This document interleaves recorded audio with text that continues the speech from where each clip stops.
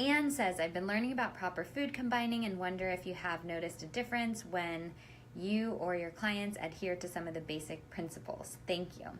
Okay, so for those of you who don't know what food combining is, food combining, the premise is that different foods have different optimal pHs at which they are best digested. So foods like meat and dairy would require more of an acidic pH to be digested. Foods like potatoes, rice, vegetables, things like that would require more of an alkaline pH to be properly digested. And so people who adhere to food combining, they say you should never mix those foods. You should always eat the more acidic stuff at one time, the more alkaline stuff at one time, so that the transit time and the digestion time is appropriate, is not causing harm in your body. And they say that when you don't do this, the food, you don't absorb the nutrients as well. It can stay in your intestines too long, which can then cause gas and bloating and things like that. You can have toxins build up. There are a lot of different theories about why you would do this. So the simple answer to your question, Anne, is no. When I've had clients do this, I've had clients come to me who are like diehard food combiners, and then we changed it and they didn't feel any different.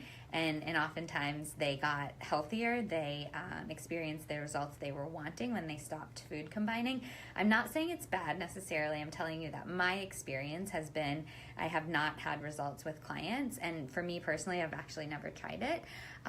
It goes against a lot of things that I would suggest. So food combiners would say fruit eaten only, fruit should be eaten only by itself. You should never have fruit with nuts or anything like that. And for me, I say, well, fruit by itself causes a blood sugar spike, so I prefer to have the fruit with yogurt or almond butter or a handful of nuts or something like that to smooth out the blood sugar spike.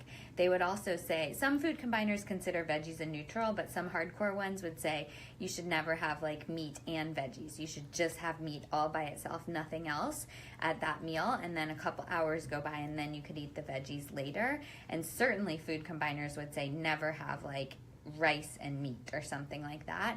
I like to think of this kind of practically. Number one, that sounds awful. I just do not want to have a meal of just meat on a plate. It doesn't sound appetizing to me. And I know some of you are like, that sounds awesome. But then for those of you who think that, would you want to have all your veggies, like 8 servings of veggies at one time during the day? It doesn't really sound practical to me and to a lot of people. Also practically, if I think about 100, 200 years ago when people were super healthy, I don't think they were thinking about this. I think they were eating their meat and vegetables at the same time and they didn't really stress about it. And so I like to make things as least complicated as possible, as long as we're still getting the results. The last thing about this is that I searched high and low and didn't find any scientific basis on this. And admittedly, I did this probably like 6 months or a year ago, well before you asked your question, Anne. So maybe there are new research studies, but I didn't find any studies that were legitimate that showed results. Now, I will direct you to a really good podcast. Ben Greenfield has a great podcast on this. I'll link to it below. He cites all the studies. He goes into a lot more detail than I'm going to go into in the 2 minutes that I am answering this question. But the basic answer is no, I haven't seen results. There's nothing necessarily wrong with it, but it doesn't seem that practical to me, given that I don't see the results.